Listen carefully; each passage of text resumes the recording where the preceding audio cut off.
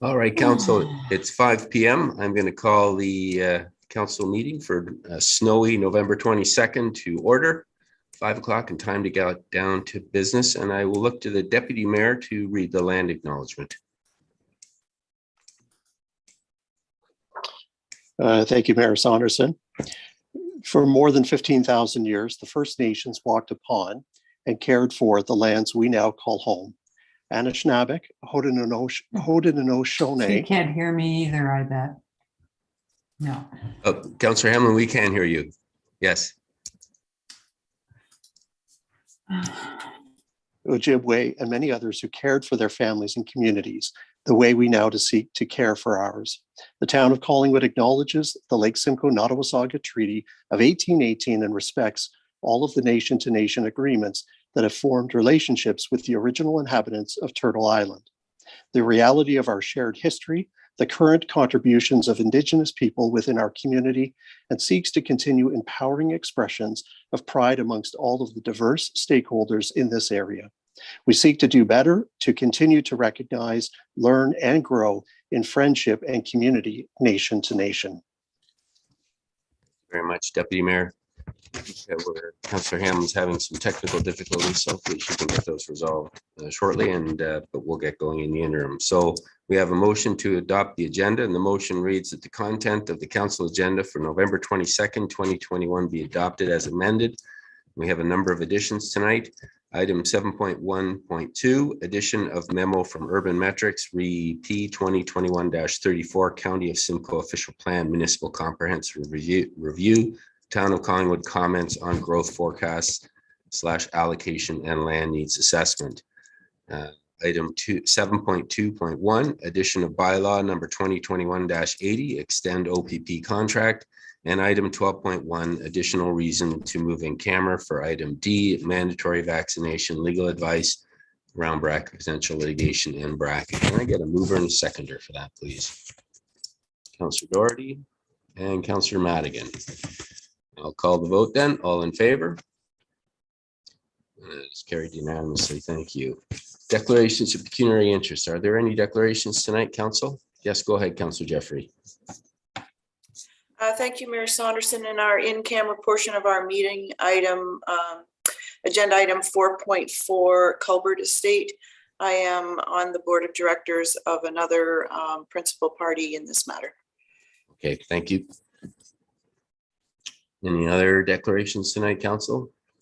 Seeing none, if you find yourself in that situation, please let us know. That brings us to item 4, adoption of minutes. And the resolution reads that the minutes of the council meeting held November 15, 2021 be approved as presented. Can I get a mover and a seconder, please? Councillor Madigan and Councillor Jeffrey. Council, any errors or omissions? Seeing none, then I will call the vote. All in favor? That is carried unanimously. Thank you. Is there any business arising from our previous minutes, Council? Seeing none, that brings us to community announcements, and I'll start with you, Deputy Mayor.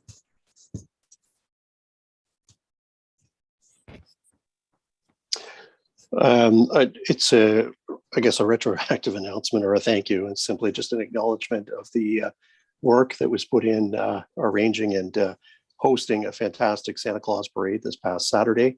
The BIA once again has lit up the downtown. It looks fantastic, and put on a wonderful show, including fireworks Saturday evening. And special thanks. I was walking the street Sunday morning, and to see that the street was returned to normal with garbage receptacles, etc., removed promptly was greatly appreciated. So thank you to all. Thank you. Councillor McLeod. Nothing from me tonight, thank you, except to build on the Deputy Mayor's remarks. I had a lovely time in the bucket of the fire truck. You don't get to do that every day. So thank you to our firefighters for allowing that privilege. Thank you. Councillor Comey. Thank you, Mr. Mayor. I think this snowy day is the perfect day to give a little shout out to our aquatic center. I've been meaning to say this for a couple of weeks now. A very special thank you to Director Culver and really his whole team. I know there's been a lot of challenges over at the aquatic center, but it's up and running very smoothly and very much appreciated by the clippers and all the regular users. And it seemed like the perfect night to think about swimming as I watch my kids head out the door. But also on the subject of the Santa Claus parade, if anyone gets a chance, there's the sweetest little letter in Collingwood today sent in by a parent as to how much the parade meant to her son. And it's a wonderful example that touches on the power of art and music, the power of community to come together to make the parade happen, and the diverse members of our community that we serve. So it's well worth the very brief read. It's a real warm and fuzzy on this otherwise cold day. So I thank you. Thank you. Councillor Madigan. Nothing for me tonight, sir. Councillor Doherty. I have nothing this evening, Your Worship. Councillor Berman. Nothing for me, thank you. Councillor Jeffrey. Nothing this evening, Mayor Saunderson. Councillor Hamlin. Thank you, Mr. Mayor. Two things briefly.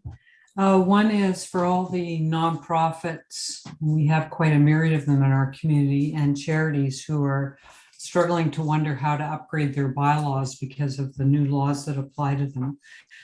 The Center for Social Enterprise is holding a webinar next week. And if one was to go on their website, you can see it's just an hour long. I'll be joining in. So welcome everyone else. Also, I just wanted to mention that the federal government had declared today National Housing Day as an opportunity to raise awareness and improve access to affordable housing across Canada. And of course, we know how relevant this is in our community. Essential, as the federal government says, to the inherent dignity and well-being of the person. And importantly, I would say, to the building of sustainable and inclusive communities. So I just wanted to give a nod to that. Thank you. Thank you. I would just like to echo the comments about the Santa Claus parade, riding up in the bucket with Councillors Jeffrey, McLeod, and Hamlin. We had a bird's eye view, and that is the biggest crowd that I think I have ever seen at that event. So it was wonderful to have that and to see that. And congratulations to the BIA and all the participants on putting together such a wonderful parade. The lighting of the tree ceremony was fantastic. When I said let it snow, I didn't think it'd be that fast, but now that it's here, it's part of our community, so we'll embrace it. And then the fireworks was a great way to end it all off. Yesterday was a very busy day at the Eddie Bush Arena with the AE Regional Silver Stick qualifying tournament in Collingwood. There were 3 finals yesterday with Collingwood teams in 2 of them, and they were successful on both fronts. So congratulations to our under 11 team and our under 13 team that have both qualified to represent our region at the International Silver Stick in January.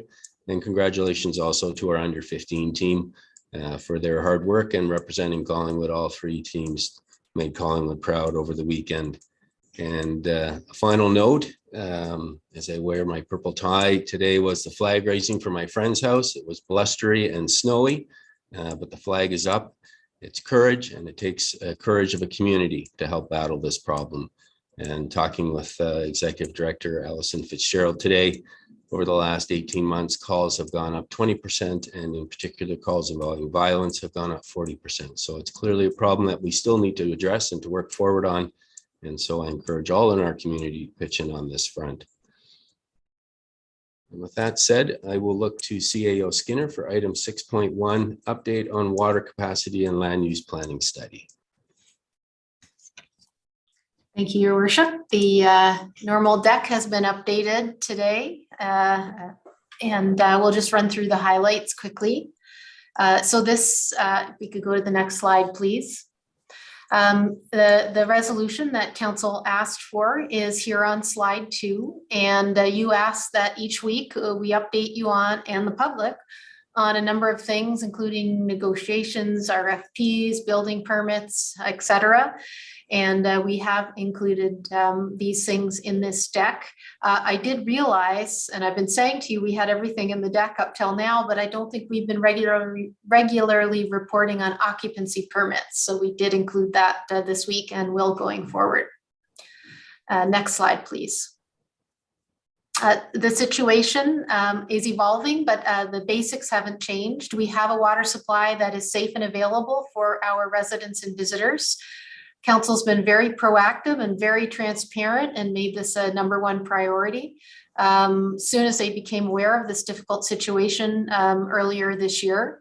And they've sought further capacity and that we manage the remainder with excellence. We still have our interim control bylaw in place. It temporarily and transparently pauses development so we can grow as a complete community.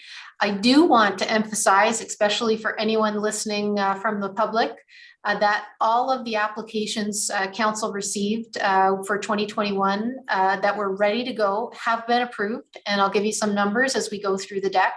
But we have lots of development activity in Collingwood.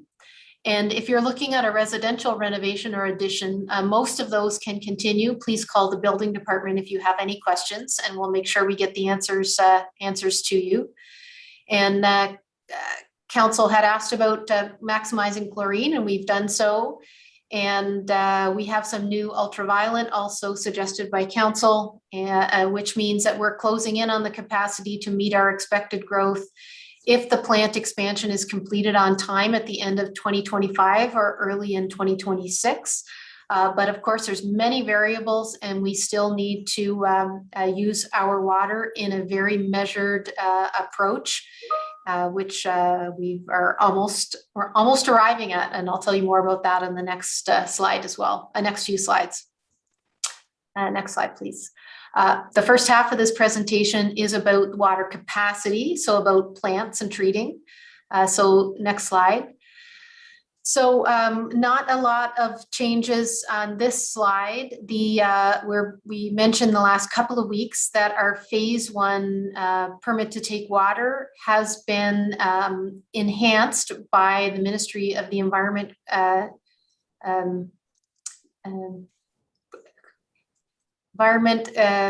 Conservation and Parks, sorry, they've changed their name a couple of times, MECP, and is now at 58 megaliters per day.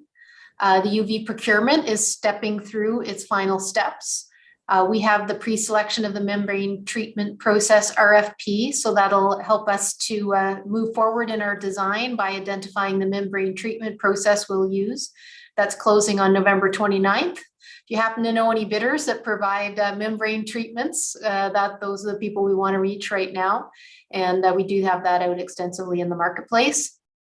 And the other thing that's changed here is at the bottom of the slide, which is that the Simcoe County Water and Wastewater Service Review is well underway. There's been some good analysis that helps the town to understand the larger picture.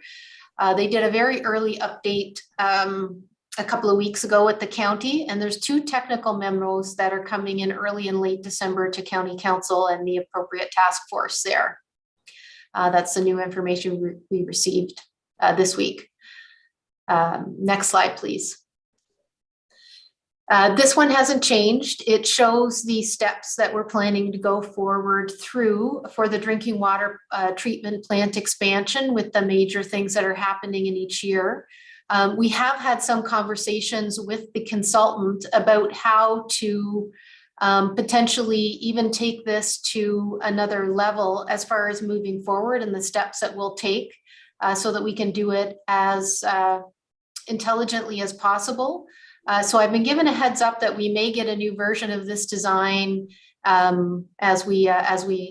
this schedule as we move through the design. So hopefully that will come in the next few weeks, and it will indicate to council some good steps in how we'll move through this process together. Next slide, please. Oh, I should have said on the last slide, we are on track for delivery at this time at the end of 2025, early 2026. The remaining water supply has not changed. There's been no new exemptions up to today. So the 497 single dwelling units that we have available right now in the winter is the number, with 1,288 dwelling units in the summer. So with council's endorsement of an ultraviolet system for the current plant that we would put in 2023, we'll have 1,288 available winter and summer. So we're really looking forward to being able to say that that's accomplished in the next couple of years. Next slide, please. Second half of this deck is about the land use planning policy study. Next slide. So I just wanted to mention to people each week briefly, more for the public, the exemptions are to get us through the land use planning study period in the interim control bylaw. So it's an exemption to the bylaw. And afterwards, pending council approval, water will be managed and allocated, as will sewer capacity or wastewater, according to the study recommendations. So this is to get us through the interim control bylaw. If you've already got an exemption, you can continue through the planning and building permit processes. If you've already applied for an ICBL exemption and it hasn't been approved, but council's seen it at least once, you can continue to have your planning application process. Staff will continue to provide feedback to you, but council planning decisions would follow you getting an exemption or completion of the study and interim control bylaw. Next step, please. Next slide. We have updated the land use planning policy study, mostly to say we are here. And as of tomorrow, there are 2 meetings, one with the development community and our engineers and the other technical folks, and one with the public.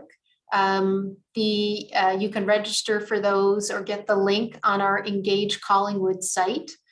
We really think if you're at all interested, please at least come out for the first few minutes and you'll get to hear a bit about what's happening. And then we hope you'll stay to provide some input about the types of development, what complete development means for you, how you think water allocation should be assessed. So that's a great news story that we're there. One X on this deck, this slide changed from last week. The meeting with council to present recommendations, which is row 15, is on December 20th. So our intention is to take the input from the public and development community sessions, update the material and provide it with a deck and any explanations of changes directly to council on December 20th. So once we've received the input and we know how much of it that there is and how many changes are proposed, we'll be able to confirm that schedule. And that's what we're planning. And it's very important that at a minimum to stay on track with the schedule, which I believe is the next slide, please. I'll talk about that in a minute. Then the stay on track with the schedule, that we move forward with any changes to the zoning bylaw, if not all of the changes to the policy on the December 20th. So council will have some time to think about that, and the public is warmly welcomed, as is the development community, tomorrow to provide us with some input. There are also opportunities for electronic input for a week or more. I believe it's until the 12th of December. If you can't make the in-person meeting or you think of more input you'd like to provide later. Next slide, please. So the public engagement tomorrow, Meridian Planning Consultant, our consultant, is going to do the presentation. And we do have a facilitated question and answer period right after that.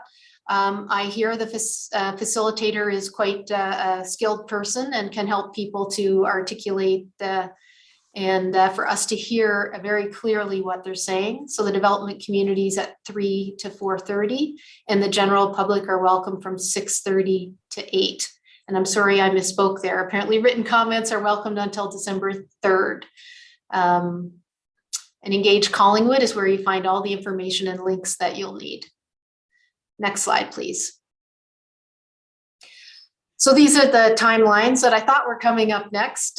Late December, just following the should council endorse moving forward on the 20th of December, we would do the notice of a public meeting. That would be the statutory meeting for changes to the zoning bylaw. Early next year in January, we would have the public meeting at committee. In January, a presentation and staff report to committee for decision that would go to council in late February. And there's an appeal period after the notice of decision. So we'd be into March, mid-March with the last day for appeals.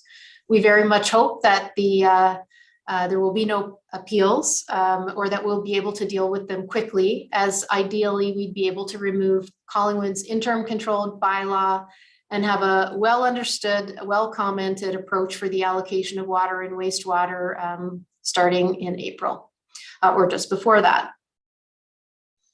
Next slide, please. This is the new stats that I wanted to make sure that you have.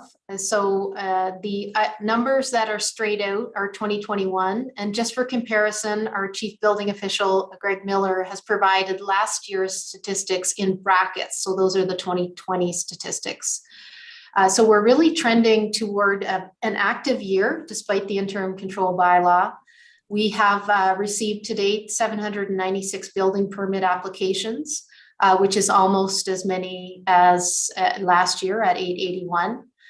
We've issued more building permits, almost 50 more building permits than last year at 596. And we've issued 208 dwelling permits, which is more than last year, and 86 occupancy permits, which is not quite as many as last year by 50-ish. Don't take my math as perfect right now. Next slide, please. And this final slide has not changed from last week, but it's looking just at the projects that council has exempted from the interim control bylaw. So these are projects that were allowed to go forward since April. And the dark blue is the ones that have gone forward. And so the first left side pie shows that 35% of projects have had building permits issued. 4 projects, which is 4% as well, have building permit, that should be, there's some issue with the numbers here. We'll have to review this for next week. But the left side shows the general percent that have in blue building permits issued. And the main message here is that we have a large number, 23 or so projects where no applications have been received yet, but they're eligible for permits. Council has enabled them to move forward. So soon as the owners or developers want to move forward, they would be able to do so. And the right pie chart shows the same information. However, it's just based on the water allocated as opposed to the number of building permits. So we don't quite have half of that water, the exempted water actually belonging to an issued building permit yet. So lots more building could come in an active Collingwood this year and into early next year. And I believe that is the last slide. Thank you, Your Worship. Thank you, CAO. Council, are there any questions or comments on the presentation today? Go ahead, Deputy Mayor. Thank you. It is a question through you to the CAO and others. Not looking for an answer tonight, but I think it's an answer that should be provided perhaps in the new year and perhaps after these public sessions have taken place, especially with the development community. I think that the statistics are important, but when I look at the statistics for the year 2021 over 2020, and I compare it to the use of statistics for real estate, they're somewhat relevant or irrelevant in the sense that they provide a hindsight perspective and not what's really actually going forward. And what I think I would be interested in knowing is, where do we see the building activity going or trending for 2022, 2023? That's where the impact will be in our labor, in terms of the trades, those who rely on larger employment opportunities, or those who are working with custom contractors. And I think that that's something that we should have a handle on. So again, that may be something that would be gleaned from this week's public sessions, and perhaps in conversations with those who are pulling out or were looking to pull out larger development applications for those calendar years mentioned. Thank you. Thank you, Deputy Mayor. I see CAO Skinner nodding, so go ahead, CAO.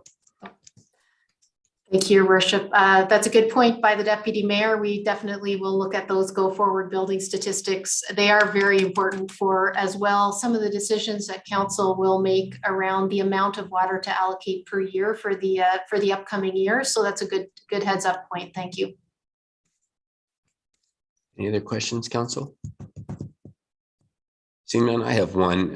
CAO, for those who have been granted an exemption, once the land use allocation or the allocation framework is in place, what happens to those that have granted an exemption but may not have taken out the building permit? Thank you, Your Worship. And I'll give you my my response. And then if I haven't covered everything, 100% Director Valentine is also here. But you'll see within the proposed policy that those who've received an exemption but haven't used the exemption would be those projects would be put through the same lens as new projects. So we would be looking at whether they were providing the same types of advantages and scoring them on those potential advantages moving forward. So the policy does speak to what would happen to the projects in flight, as they say. I want to say in the pipeline, but when you talk about pipelines, it can get confusing in the water world. Yes. So just so I'm clear, then those exemptions would lapse and they would have to apply then through the allocation framework and be judged as would every other proposal after the land use allocation framework is in place. Is that right? That's what's proposed in the draft policy today, Your Worship. Okay, thank you for that clarification. Seeing no other questions, that brings us then to our standing committee reports. Item 7.1, which is the Development and Operations Services Committee from November 8, 2021. Go ahead, Deputy Mayor. Thank you. Before we go any further, I apologize. I was remiss in not raising or declaring this conflict when you asked earlier. And I don't have, and I apologize, I don't actually have the exact staff reference in terms of the report, but you all know what I'm talking about. It's in relation to 12 4th Street West. I have been consistent in declaring a conflict throughout various meetings. I was absent last week, but I still need to declare that conflict going back. So I will complete the necessary paperwork. Thank you. Thank you. And I see Clerk almost nodding. Sarah, is there anything you need to add to that? Oh, that's perfect. Thank you. Okay, thank you, Deputy Mayor. So the resolution at 7.1.1 reads as follows. The council received the Development and Operations Services Standing Committee report from its meeting held November 8, 2021, and hereby approve the recommendations contained within the report as presented. C 2021-20 High Street Road Widening, blocks 314, 51M-1170 Summit View Subdivision. And there's a bylaw with that. The bylaw reads, the bylaw number 2021-77 being a bylaw to assume block 314 of registered plan 51M-1170 as part of High Street Collingwood be enacted and passed this 22nd day of November 2021. And I'll get that moved by Chair Hamlin and seconded by Vice Chair Jeffrey. Is there anyone that wants to speak to the item to change the direction of the recommendation? Seeing none, then I will call the vote. All in favor? And that is carried unanimously. Thank you. And then that brings us to item 7.1.2, which is P 2021-34. County of Simcoe Official Plan Municipal Comprehensive Review, Town of Collingwood comments on growth forecasts, allocation, and land needs assessment. The recommendation reads that staff report P 2021-34, County of Simcoe Official Plan Municipal Comprehensive Review, Town of Collingwood comments on growth forecasts, allocation, and land needs assessment be received. And that report P 2021-34 be forwarded to the County of Simcoe as the Town of Collingwood's formal comments on the growth forecast, allocation, and land needs assessment component, and preliminary support for the climate change and watershed management components of the County Municipal Comprehensive Review, round bracket MCR. And that landowners, developers, community organizations, and other interested stakeholders continue to be encouraged to provide feedback directly to the County Council through the MCR. And that Council request a 15% reduction in population growth numbers. And I will look as well to Chair Hamlin and Vice Chair Jeffrey to move and second that. And before I call the vote on that, I will look to Director Valentine. I know that Council received a memo from planning staff and from our consultant, Rowan Flutie, and I'll just ask Director Valentine perhaps to take us through that, or to provide Mr. Flutie with an opportunity to address Council. Thank you, Your Worship, and good evening to Council. So for those who were unable to attend the last Development and Operations Committee on November 8th, or those members of the public that are joining us today that didn't have the opportunity to watch the webcast, staff had provided a report to that committee with formal recommendations on the County of Simcoe's Municipal Comprehensive Review, the growth management component, as well as climate change and watershed planning.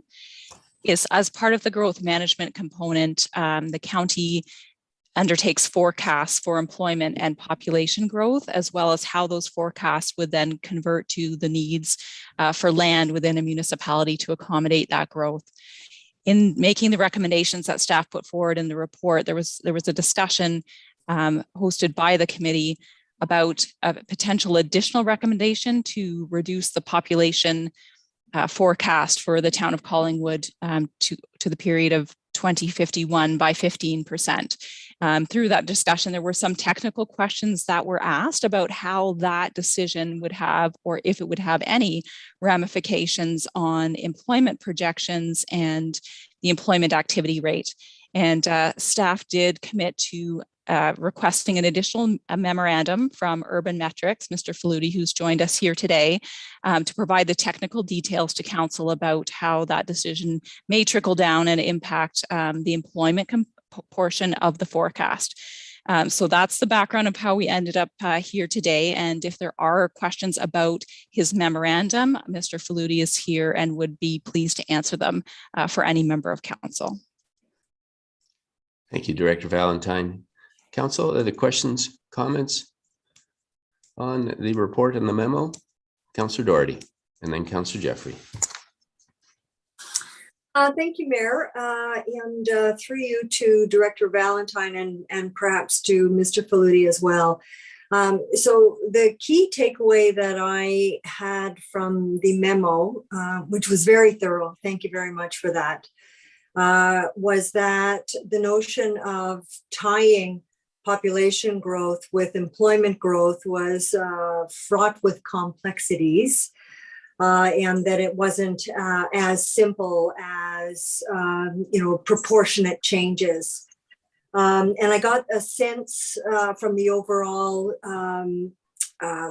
theme of the note to us was that there was caution being council were being cautioned to be too numbers oriented when it comes to our requests for any changes to population targets or employment.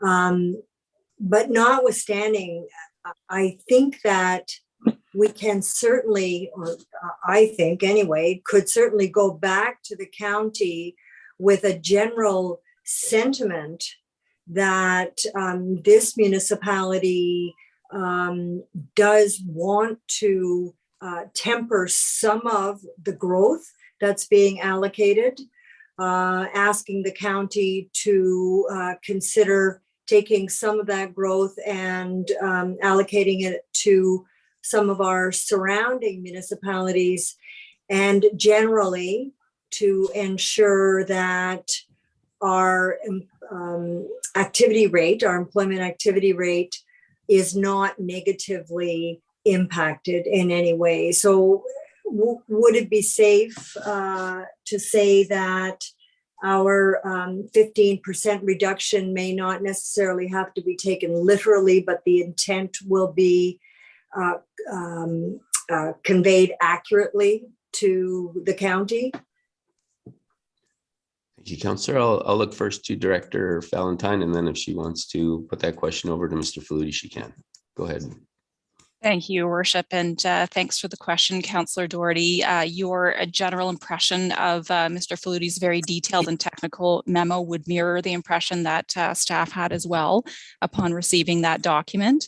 While I will, with Your Worship's permission, allow him to speak to the details, Council at this point is able to make whatever comment it sees fit to the County of Simcoe. And if such a comment was to be more generalized, that's certainly an option in front of you. Potentially some caution tape around that in suggesting that growth be allocated to the surrounding rural municipalities as that population growth or employment growth. And perhaps the county would be desirous of knowing how much the 15% may have some relevancy to the county in the next steps that they might take from that type of generalized suggestion. Staff's goal, along with Mr. Flutie, was to ensure that council understood the potential ramifications of the recommendation. And if that's still the path they wish to proceed, certainly that's a type of comment that can be made. And again, with your permission, Your Worship, Mr. Flutie may have more to add to that. Mr. Flutie. Yeah, thank you. I think Councillor Doherty's impression, I think, is very good. That there are good numbers, and there are numbers that are probably more complex, and the activity rate and particularly the employment numbers are something that are much more tenuous in terms of how they're calculated. And I would be hesitant to make a request to reduce the population based on the employment numbers. I mean, two other things that I hadn't included in the memo that I think are important to consider too when you're potentially looking at reducing the overall population growth is the first is that it means that there'll be less housing, which could put upward pressure on housing prices in Collingwood if there's more demand than supply, because council has requested a reduction in the future population. The other concern is that the county has already identified a small surplus of land or of housing units. If, for example, the population was further reduced and the demand was further reduced, that would increase the surplus of potential housing units, which means you may have land right now that's currently designated for residential uses that you won't be able to use, or you may have to declare surplus. So I think that's a concern. We haven't done the numbers in terms of, if that could happen, but it's certainly a possibility. And I think it's something that should be done before accepting a reduced population. Thank you. Follow up, Councillor Doherty. Yes, thank you. I think I'm getting the drift. I'm not sure ultimately what you're trying to say is don't ask for a change, or whether you're trying to say ask for that change in general terms as opposed to specific terms. But I guess the other matter that I didn't mention that I probably should have done is that there are infrastructure implications for high growth targets for Collingwood. And to further complicate that, because we supply other municipalities there are complications tied with our own infrastructure needs and theirs. And I don't even know where I'm going with that. But, for the town of Collingwood, it's just not plain and simple, because we are supplying hard and soft services to some of our surrounding municipalities. I guess Go that's ahead. not even a question now. It's Director just Valentine, go ahead. I'm not sure if there was a question there. Thank you, Your Worship, though, for providing me the opportunity to speak. I did just want to remind the committee members and council as a whole that in the original staff report, there is a recommendation, a comment to the town, to the county of Simcoe, exactly along the lines of what Councillor Doherty is suggesting, that Collingwood as a service node for surrounding areas would be looking for further support from an infrastructure perspective, both hard and soft, if it's expected to not only grow to where the county is suggesting through the forecast, but also accommodate services to others in close proximity to the municipality. So that was certainly covered off in the original staff report. Thank you. Thank you. Councillor Jeffrey. Thank you, Mayor Saunderson. So I was less focused on the relationship between the employment and the number. I think the focus of the conversation for me at the time was maintaining our sense of place. But what contradicts that a bit is the point about affordable housing and the relationship between supply and demand. But also, I think what I read in the memo was that,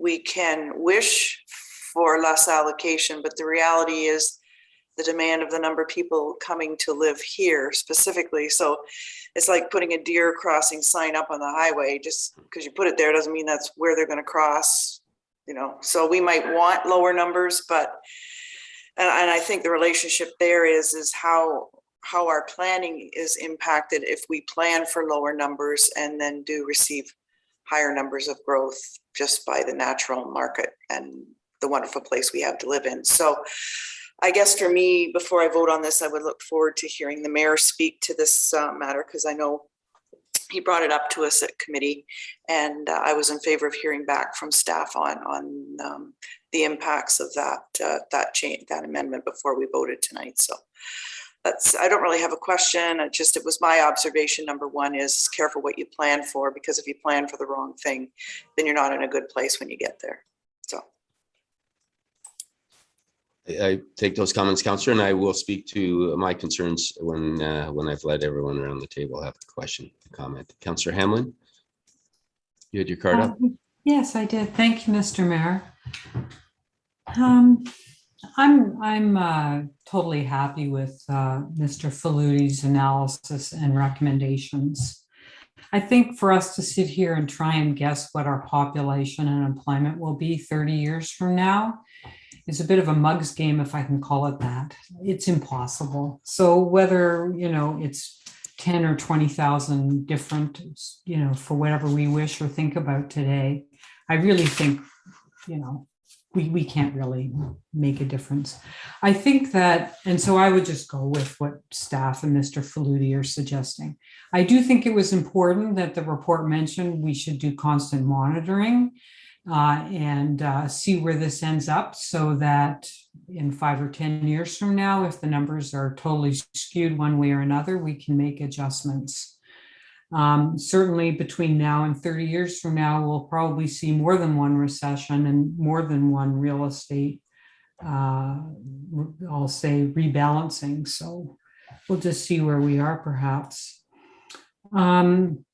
I did notice that there was a comment in Mr. Fluti's report that the the county is anticipating that our town will get more industrial development and perhaps have less reliance on tourism, and that perhaps this accounts for the difference in their numbers for whether we have sufficient land set aside for employment uses.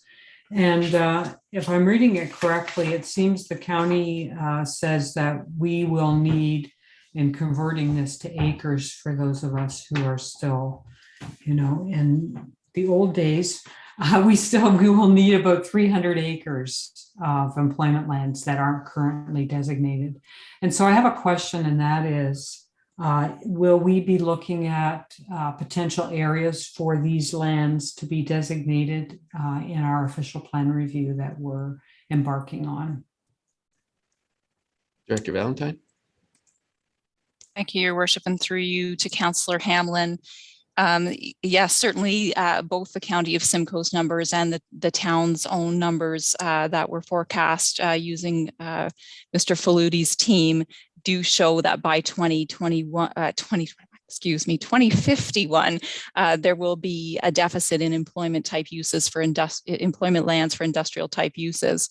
I believe Mr. Faluti's calculations show that up to 2041 will likely be okay in terms of the lands that we already have designated. It's that additional 10-year period where the deficit might happen. So it's certainly something that we will be looking at through the official plan review. Mr. Faluti and his team are on the official plan review project as well, and can look at the schedules through that process. And I would also, with your permission, Your Worship, allow or offer Mr. Faluti an opportunity to ensure that my comments have been correct. Absolutely. Mr. Faluti? No, absolutely. Your comments are correct. The county is, at least in their forecast, projecting a much greater share of land employment or industrial type employment in the town than previously, and they are suggesting a shift from a more tourism-based economy to a more industrial-focused economy. So we will be looking at the implications of the land needs as part of the official plan review process. Mr. Hamlin? Yes, thank you, Mr. Mayor. My last point really is a comment, and I read what I believe to be part of the amendment to the staff report before us tonight, which indicated that of the two phases that the county's embarking on for their official plan review, the first is where should all the growth that the province says is coming to Simcoe County be allocated? And that's what we have before us tonight. Phase two is, for every municipality that's getting all that growth assigned to them, do they have enough land? Do they need to change their settlement boundaries? Will they need to take land from other municipalities and so on? And as I read the report before us, it seemed that the county is going to defer that phase two and do further consultations with the municipality, which makes perfect sense to me. But here's my comment. I would hope that staff might canvass with the county whether to sever phase two completely from phase one. In other words, that the phase one would finish up with its own official plan amendment.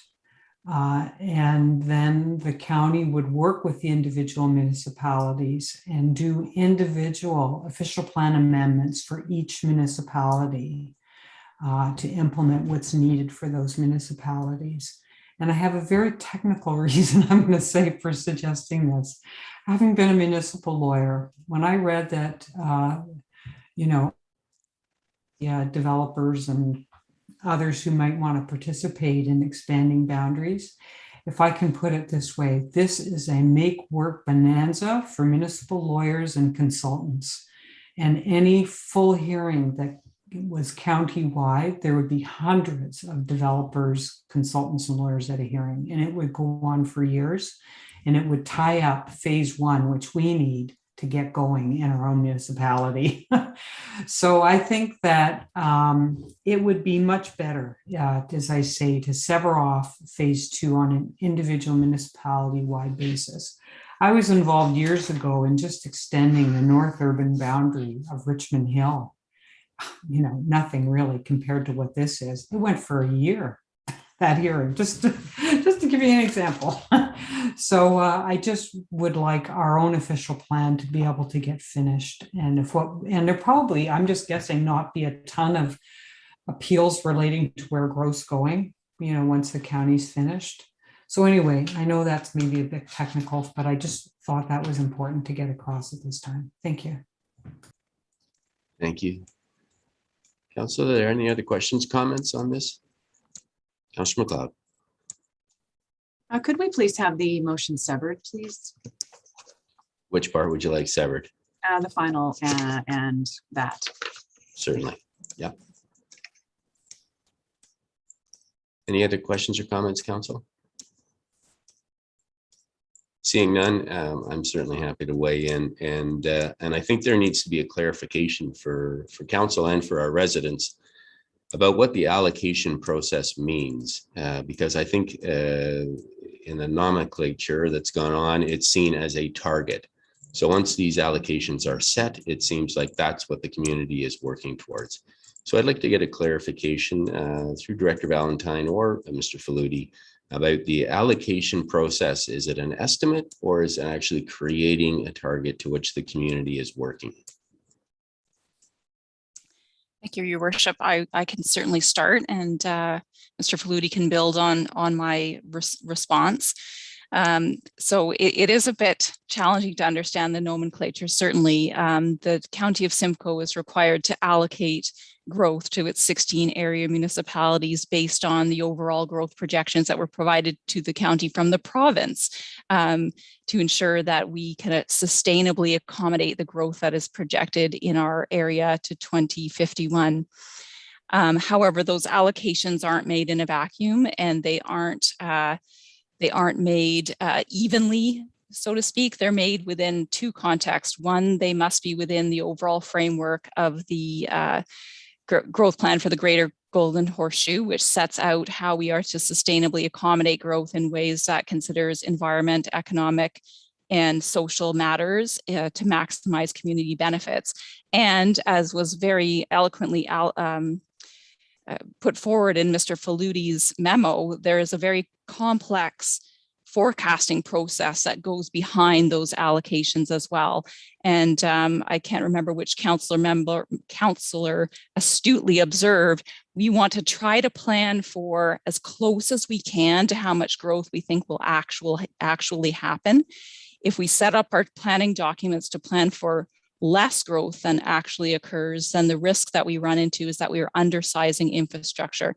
For example, if we plan for more growth, then we are likely to receive, then we are over-investing in infrastructure. And those are just two examples of how you want to be as close to a forecast as possible. So I would suggest that the forecasts are not necessarily targets, but what the county and their consultants think is the most likely to occur within the 16 municipalities and in consideration of the overall context. And that being said, it's very important to note that there is opportunities to course correct in that continued monitoring of that growth. And the county has confirmed to me earlier today that the municipal comprehensive review remains on a 5-year cycle. So there is opportunities again to look at the growth in the next 5 years and update the county and the local official plans once additional monitoring has happened. And Mr. Faludi may have something to add to that as well. Thank you. Well, the numbers aren't necessarily hard and fast. They have some fairly significant implications in terms of future planning, so that the growth plan numbers and the allocations are intended to be the inputs into any studies that or any plans that the municipality prepares, and elements of the county's land needs assessment, such as the average density or the intensification rate. Those are things that will likely be part of your official plan and will dictate how planning is done and how development occurs. So while the numbers aren't, the town isn't expected to exactly achieve those numbers will have implications on all planning going forward in the town. Thank you for that. I guess it highlights for us the balancing act that we're engaging in this process. And we're hearing from our community about the impacts already of densification and intensification in our community, whether it be impacts on our environment, traffic congestion, traffic speeds. And we're seeing all of that occurring in real time here in Collingwood. And we've also seen the impacts it has on our demands on infrastructure. And I guess what I'm hearing from our residents is they're concerned about the character of our community and the ability of our community to accommodate this type of intensive growth and still maintain all the benefits and attractions that make Collingwood so special. And so as we go down this balancing act, it's seen, I think, by many as a target that we then use to define all of our planning principles and infrastructure principles so that it's a self-fulfilling prophecy. And the question is then, can you take any proactive steps to try to limit that and reduce it? And it seems to me from what I'm hearing today is that these are forecasted numbers and it's really market demand. And so we will see the people coming regardless of the targets or forecasts that we set. And what we're trying to do is hit the target so that we have the appropriate amount of supply and growth so that when that demand comes, we have met it and we have the infrastructure in place. And it gets, I guess, to sort of a philosophical question about how much control does the town have about its destination moving forward? And I'd like to think we have some. And so what I find disconcerting is we see our population almost doubling between now and 2051, when our neighbors in Clearview that have far more land than we do and have little urban nodes like Stayner, like Creemore, that can accommodate growth, I think, in a responsible and sustainable way. And when they grow by 3,200 in the next 30 years, while we're growing by 17,000, seems to me difficult to reconcile when we look at the impacts it has for our community and for our residents. And so I think the issue is whether we try proactively to have some influence on that, or whether or not. And sustainability has come up a number of times in this conversation. It is, I think, a very important consideration for our community on all sorts of fronts, in all its forms: environmental, economical, affordable housing, cultural, and social. So when we look at all these aspects of sustainability in our community, and we're trying to look at how our community will evolve, I'd like to think we have some ability to maintain and take those other factors into consideration. And I guess the issue really that will be decided today is how council feels and whether we think we can proactively do that. And I certainly take your comments, Mr. Flutie and Director Valentine, about the wisdom of trying to do that and implications. But if it is reviewable on 5-year windows, which is far more frequent than our official plans, it seems to me that perhaps at the outset, it might be worthwhile taking trying to look at ways that we can balance sustainability in our community, understanding the huge impacts that intensification has for our residents and our community. So with that said, unless there's any other questions or comments, we have had a request for it to be severed. So I will call the vote on the first 1, 2, 3, 4 paragraphs of the resolution, leaving out the final paragraph that deals with the 15% reduction. So I'll call the vote. All in favor? And that is carried unanimously. Thank you. And then calling the vote on the final paragraph, asking for a 15% reduction in population growth numbers. All in favor? And opposed? So noted. Thank you very much. And thank you, Mr. Flutie, for that helpful report. That brings us to paragraph 7.2, Standing Committee Report from the Special SIC of November 10, 2021. And the resolution reads that council received the Special Strategic Initiative Standing Committee report from its meeting held November 10, 2021, and hereby approve the recommendations contained within the report as presented. C 2021-19 delegated authority during election lame duck period, and the recommendation is to delegate authority on various matters to the CAO in the event council enters a lame duck period, and to direct the CAO to report to council on any delegation of powers deemed necessary.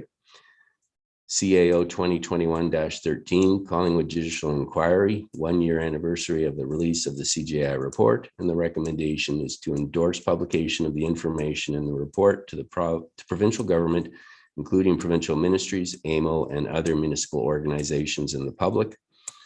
And the final report, CAO 2021-14, contract for Collingwood policing, renewal or extension of agreement with the OPP. And the recommendation is to authorize extending the current OPP policing agreement for a period of 1 year effective until December 31, 2022.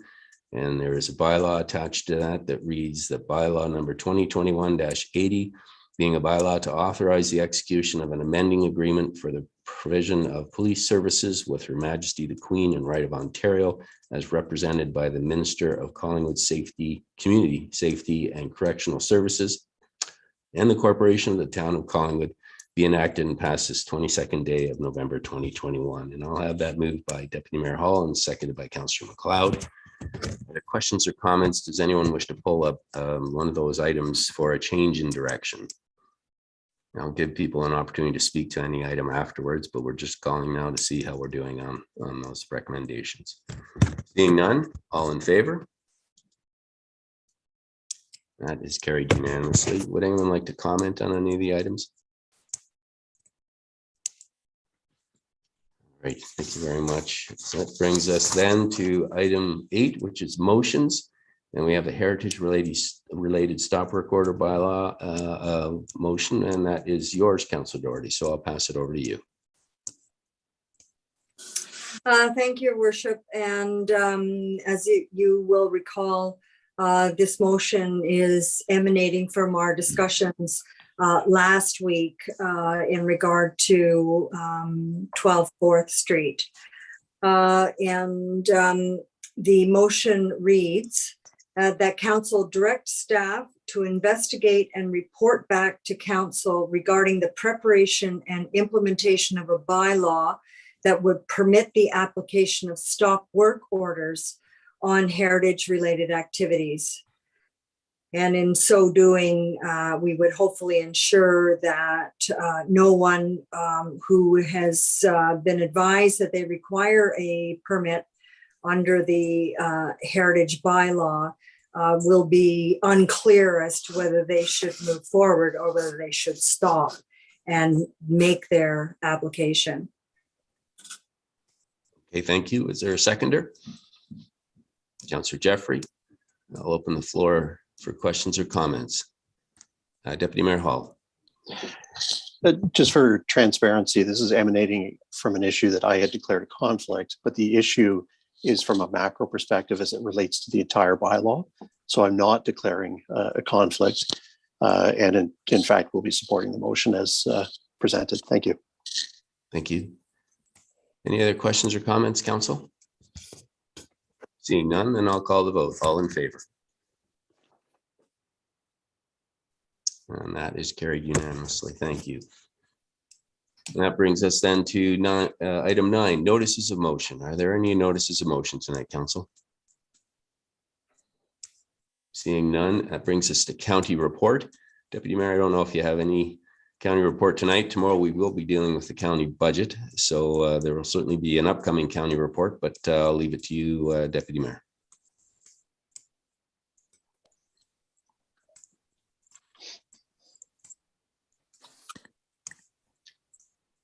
Any comments, Deputy Mayor? Oh, I'm sorry.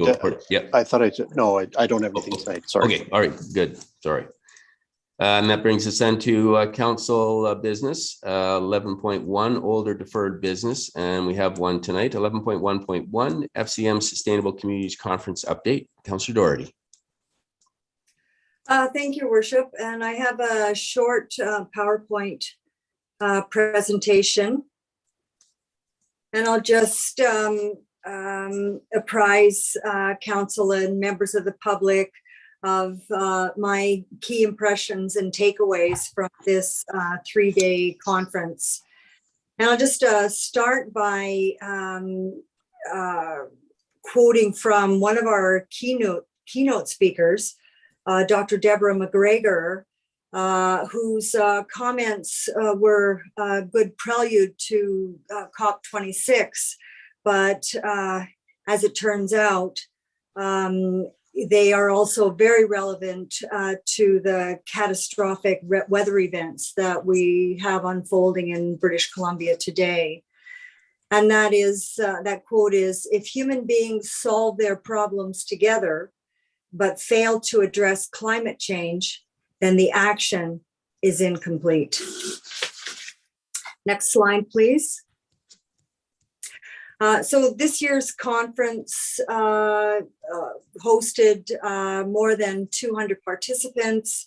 There were 3 nationally and or internationally recognized keynote speakers, 12 workshops, and many, many opportunities for participant networking. Plus, new this year was special focused training sessions for registrants. Next slide, please. There were 6 key themes that were explored. The predominant message and all of these themes supported this message that in order to meet Canada's net zero emissions goals for 2050, we must act now, and that there is no time left for procrastination. So the first of these themes was the importance of nature-based climate solutions drawn from Indigenous knowledge and experience. And this really was recognizing the fact that the culture and social practices of our Indigenous communities are rooted in sustainability, and modern society could take many lessons from that. The second concept that was explored was growth agnosticism.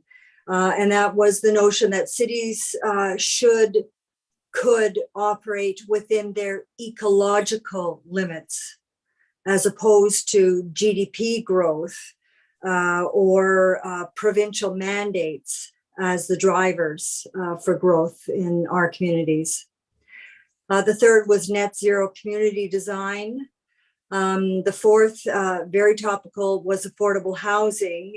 And in this case, it explored sustainable design, making housing more affordable, and through new build or through retrofits. Finally, there was a discussion and presentation on asset management and climate change, and bringing those two concepts closer together. And throughout the many presentations, the $1 billion green municipal fund with its wide variety of funding tools was illustrated. Just next slide, please. So just speaking to nature-based solutions, and I hope this picture is clear for you. This is from Singapore, and the presentation was from Dr. Lena Chan, who spoke to the Singapore experience of restoring nature into the urban landscape. And you can see that every surface, not only natural surfaces, but walls and roofs are greened and growing.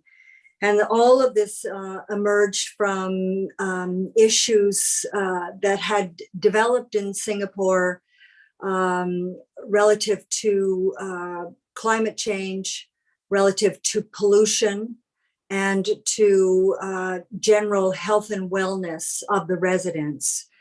And so the focus became more toward creating a biophilic city.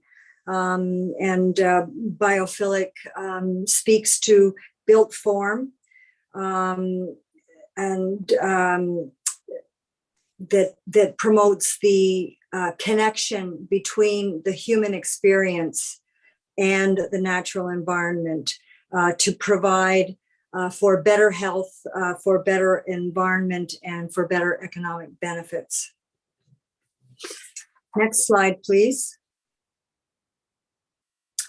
There were a number of presentations on net zero community design, but the one that was most impressive and most multifaceted, I think, is the Blatchford project, which is ongoing right now. It's a multi-million-dollar long-term project with a significant portion of the funding coming in the form of grants and loans from FCM's Green Municipal Fund. And it has to do with the adaptation and reuse of brownfields within the center of Edmonton, which were former airport lands. And they are being transformed into a complete net zero community. Net zero is achieved through 100% renewable energy, primarily using solar. Heat and cool is achieved through geothermal infrastructure. And there are also district energy sharing systems throughout. There is a high priority on green infrastructure. As we saw the example from Singapore, green roofs, green walls, gardens, lots of trees, grassed areas, pocket parks, and more conventional parks, and even urban agriculture being part of the overall design. Importantly, active and public transportation is prioritized over private vehicles by design. Next slide, please.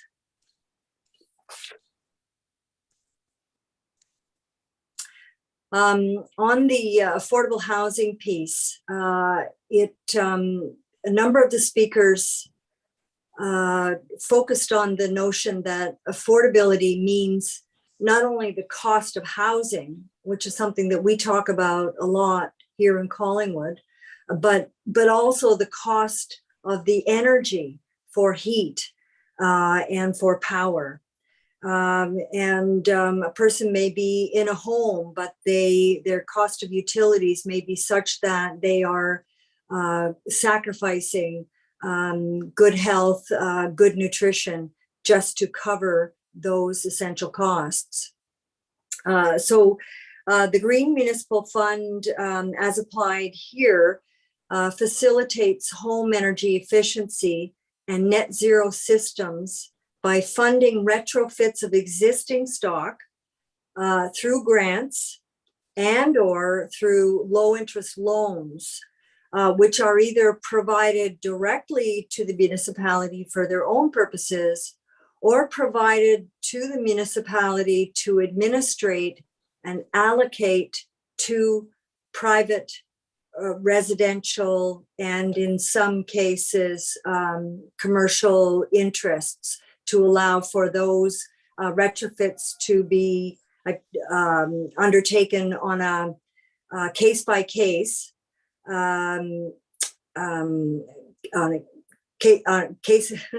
case by case, and the loan becomes tied to the deed of the property and thus stays with the house and not with the owner of the house. As we saw from our presentation from our Affordable Housing Task Force a couple of weeks ago, there are multiple funding sources for energy retrofits, and not only the Green Municipal Fund, but CMHC has sustainable affordable housing grants. There is seed funding, the National Housing Investment Fund, and MSIP fund. So there are many ways in which the federal government is making an effort to make our housing affordable, but also sustainable. Next slide, please. And this is the last slide. What impressed me and many of the participants was the importance of applying a climate lens onto all of our asset planning, our asset planning for the municipality. And one of the speakers estimated that climate change is contributing to 20% of infrastructure decline. And again, if we just think about what is happening in British Columbia today with the failure of bridges and the failure of roadways and the failure of dikes, it's very clear that climate change is having a catastrophic impact on infrastructure in that province. And so this has got to figure into how we plan for asset replacement in the future. And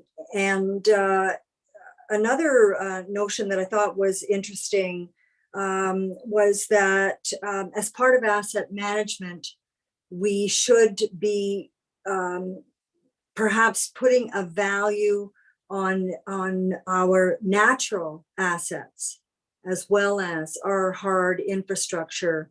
And the city of Saskatoon is doing this right now, so that the value of their parks, their trees, and other natural aspects of the community are being worked into their total asset management plan.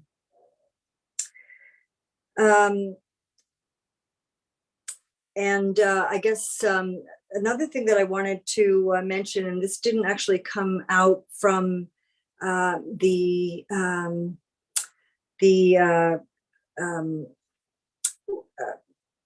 conference, but the Municipal Community Innovation Program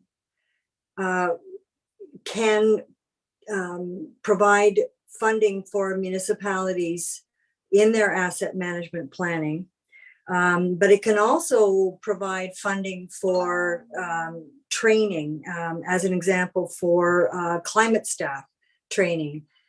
So this may also be applicable as we hopefully move forward and start to consider climate change within our asset management plans.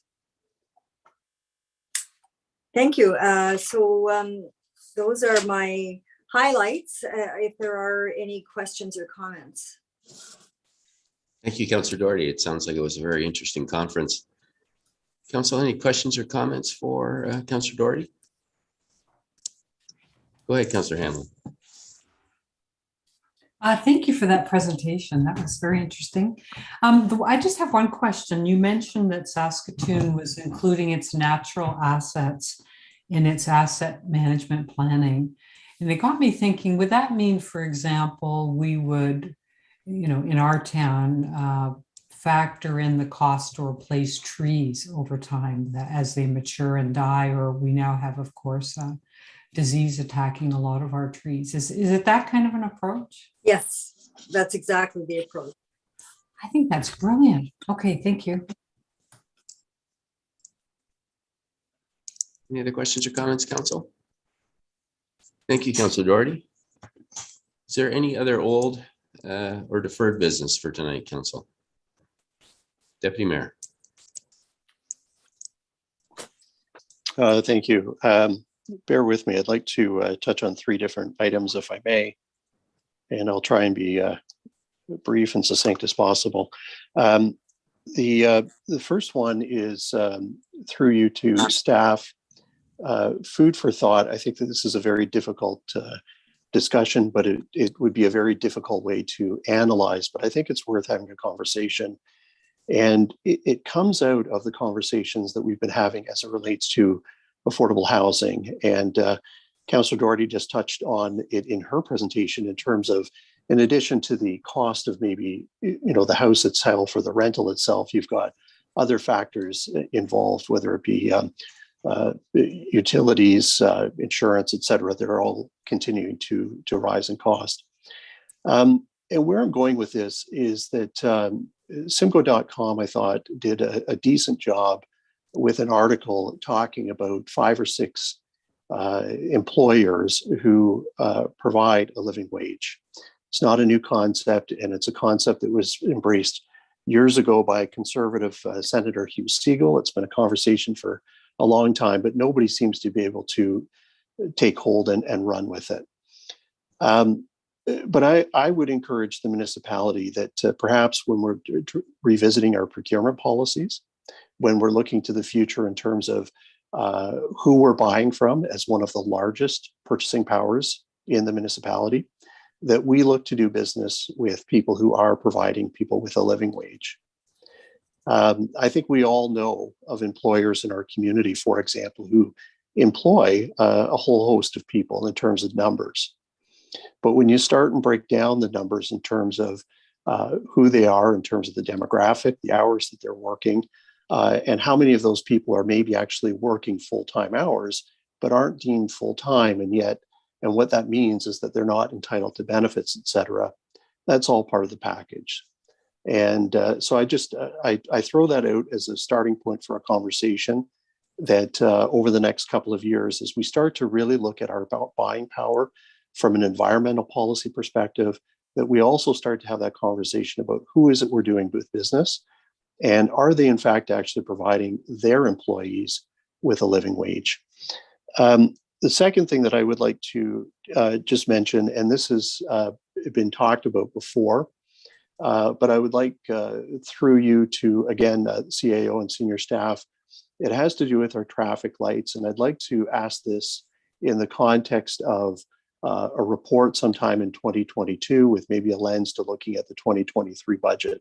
In other words, another council.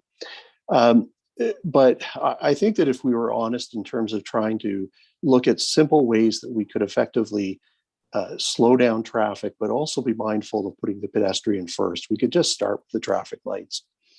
And the worst is 26 in here, Ontario. I mean, if you just sit there and you watch the number of people who, creep with their vehicles through to nudge pedestrians to walk across a highway where they have every right to cross, it's criminal. I mean, the fact is that the Traffic Act states that you can't enter the intersection with a vehicle until the person has actually crossed from point A across to point B, B being the other side of the road.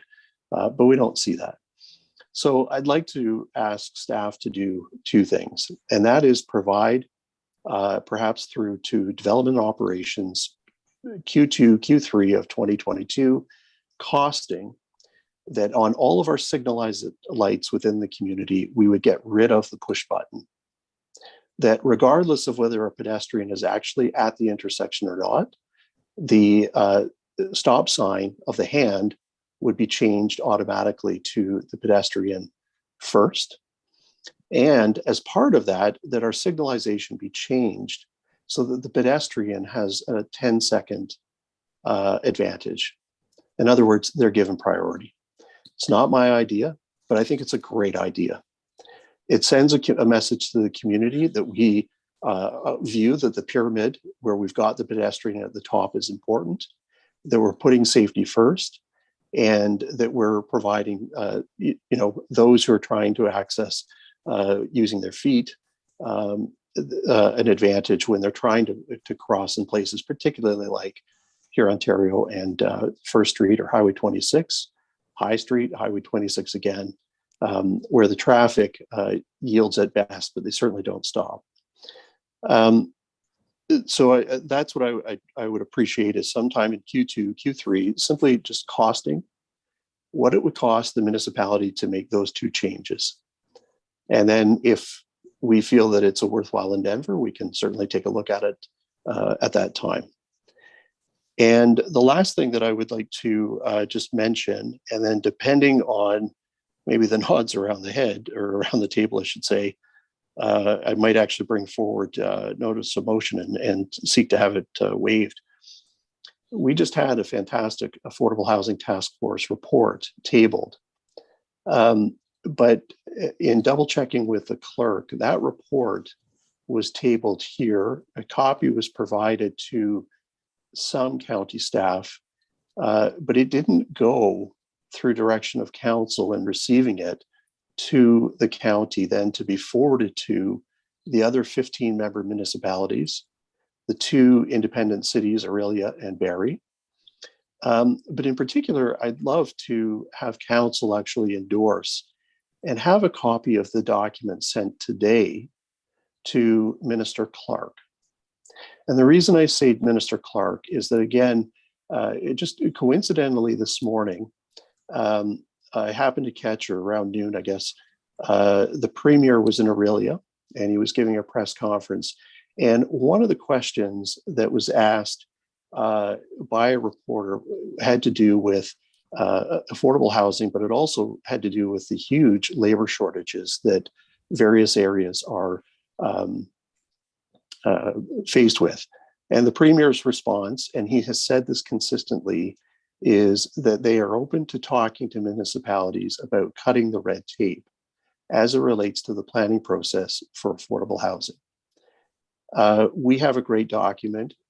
The document simply, perhaps in the eyes of the minister, would be an acknowledgement that the community recognizes that we have an issue, the region has an issue, that we are starting the conversation, and that we want to see action take shape and take place. And it may be an indication to this particular minister that when they are, and they've said this consistently, that they will be reaching out to municipalities to engage, that we would like to be a part of that conversation. And so with that, I would be interested in actually tabling a motion tonight that would simply put a request through to our staff that that report be forwarded to those parties that I just mentioned. So I guess the first thing I would do is I would look to make a request to waive notice of motion.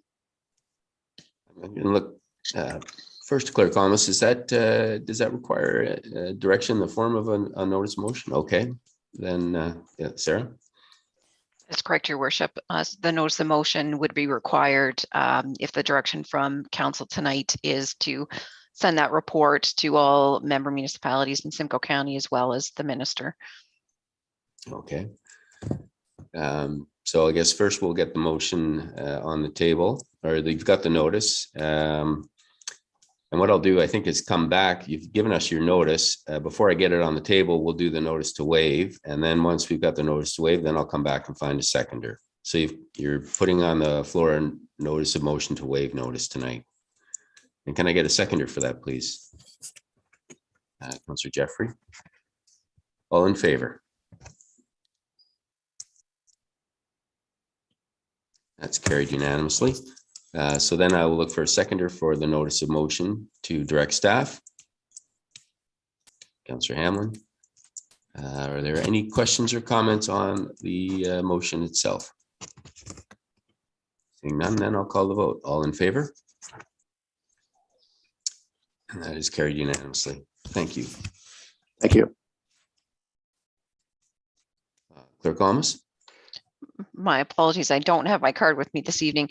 So just further to the request from the Deputy Mayor to have costings prepared and reported back through standing committee. Is that a notice of motion that you'd like for consideration at the next meeting?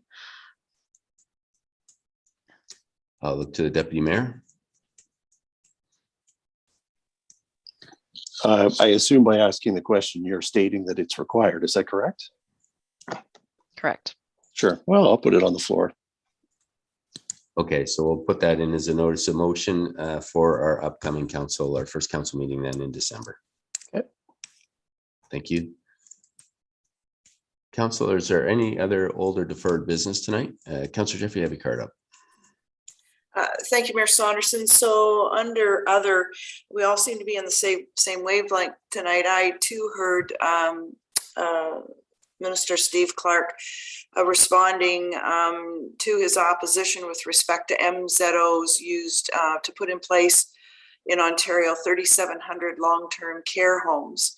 And the thought that occurred to me was using MZOs with public consultation, could we expedite the identification of affordable housing locations, some of which in the affordable housing report did allude to some planning challenges or in discussions.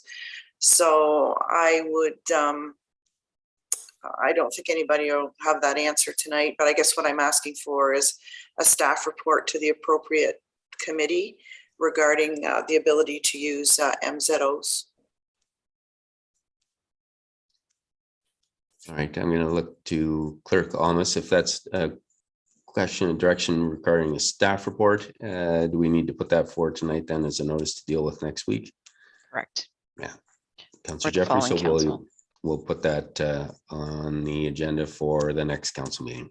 That's great. Thank you. And I think we're kind of blending old, deferred, and other. So is there any older, deferred, or other business that anyone wants to raise tonight? Councillor Hamlin.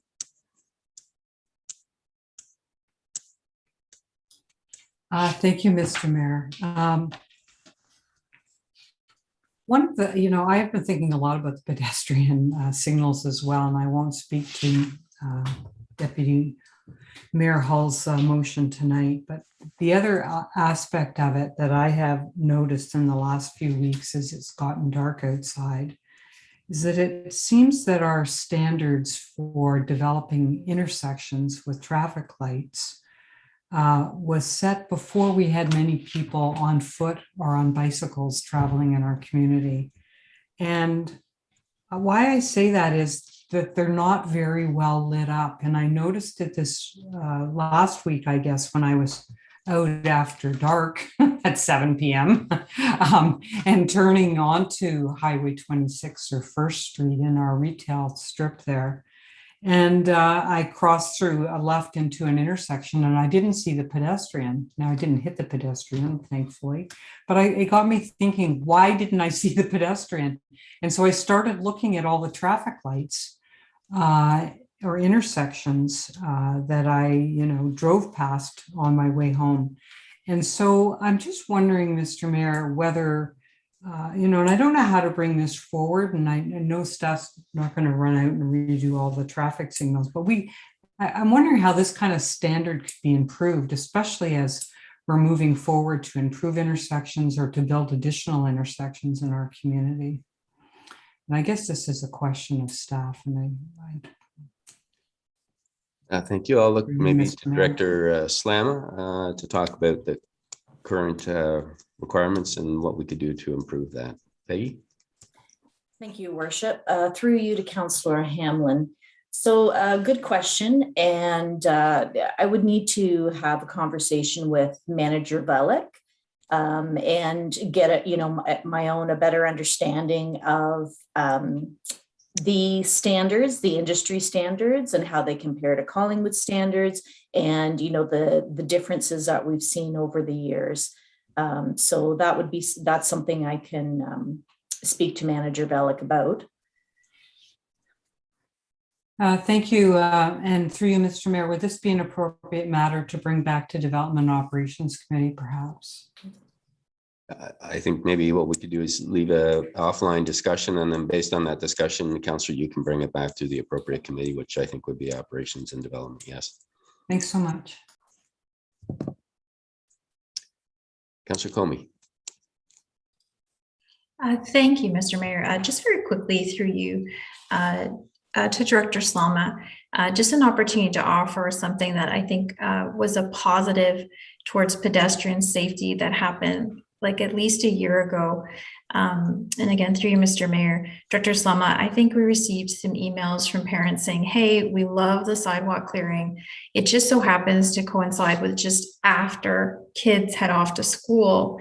And I think shortly thereafter, a change was made to the sidewalk clearing schedule to come a little earlier wherever possible to benefit kids walking to school. Is that practice still in place? Like, I didn't know time, and we know, sorry if you just give me 1 sec. We know that in particular CCI, it's going even earlier now, but in general, are we still trying to accommodate that? Director Slom. Thank you. Through the mayor to Councillor Comey, yes. So once we made that change in the schedules of in the way that the sidewalk plows were moving in their routes, we have kept that this year. Yeah. That's great. Yeah, through Mr. Mayor, thank you so much. Just in the spirit of everybody saying, I know it can always seem like we're raising the bar again and again and noticing more and more, but I think it's always nice to mix in those little things that have happened in the sidelines that make a big difference. So just in the theme of from Councillor Doherty onward, thank you. I think those are great improvements. Thank you. Councillor, any other business before we move on? Clerk Almas. So sorry, Your Worship. I should add, similar to Councillor Hamlin's request, if the look at our current practice is something that can be included as a departmental update, without a lot of staff time and resources necessary to look at costings, we can add it as a departmental business item, and then look at whether that would require a notice of motion in the future for something more. Okay, thank you for that clarification. Seeing no other business tonight, that brings us to our in-camera resolution. And the resolution reads, whereas the clerk hereby concurs the reasons for the in-camera session have been duly reviewed and considered, and the matters are authorized under the exception provisions to conduct a closed session in accordance with the Municipal Act prior to proceeding in the closed session. Therefore, be it resolved that this council proceeds in camera in order to address a matter pertaining to 1, personal matters about an identifiable individual, including town or local board employees. Those are items A, C, and D. 2, a proposed or pending acquisition or disposal of land for town or local board purposes. Item B. Labor relations or employee negotiations. Item C. And the receiving of advice that is subject to solicitor-client privilege, including communications necessary for that purpose. And those are items D and B. And the items for discussion tonight are A, review South Georgian Bay Innovation and Technology Accelerator Board applications. B, Culbert Estate. C, QP union negotiations. And D, mandatory vaccination legal advice. Can I get a mover and a seconder? Take us inside in the can, please. Councillor Jeffrey and Councillor Berman. Are there any questions or comments, council, before I call the vote? Seeing none, all in favor? That is carried unanimously. It's now 6:37, so why don't we take a bio break and we'll come back at 10 to 7. And I'll just look to the clerk. We're on the same link. Okay. Correct, Your Worship. Thanks very much. So we'll see everyone in camera at 10 to 7.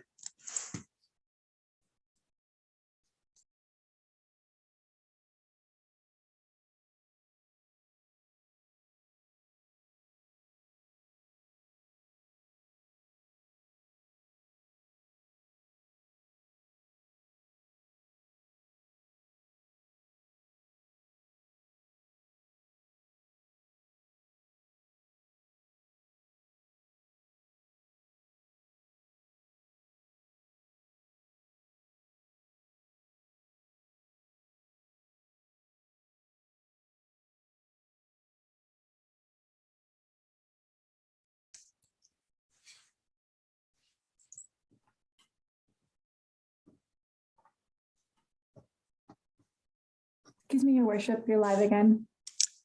Thank you very much, Stephanie. All right, council, I'll look for a motion to rise from in camera and return to open session at 9:07 p.m. Can I get a mover and a second? Councillor Hamlin, Councillor Madigan, all in favor? That is carried unanimously. Thank you very much. There is no rise and report this evening. And that will bring us then to our confirmatory bylaw, which reads that bylaw number 2021-79 being a bylaw to confirm the proceedings of the regular meeting of council held November 22nd, 2021 be enacted and passed this 22nd day of November 2021. Mover and a seconder, please. Councillor McLeod and Councillor Doherty, all in favor? That is carried unanimously. It's been a busy night, council. Thank you for your time and effort, and thank you to staff too. And now I'll look for a motion to adjourn. All in favor? And that is a wrap, folks, as we get into the Christmas season. And we will see you next Monday. Thanks. Good night.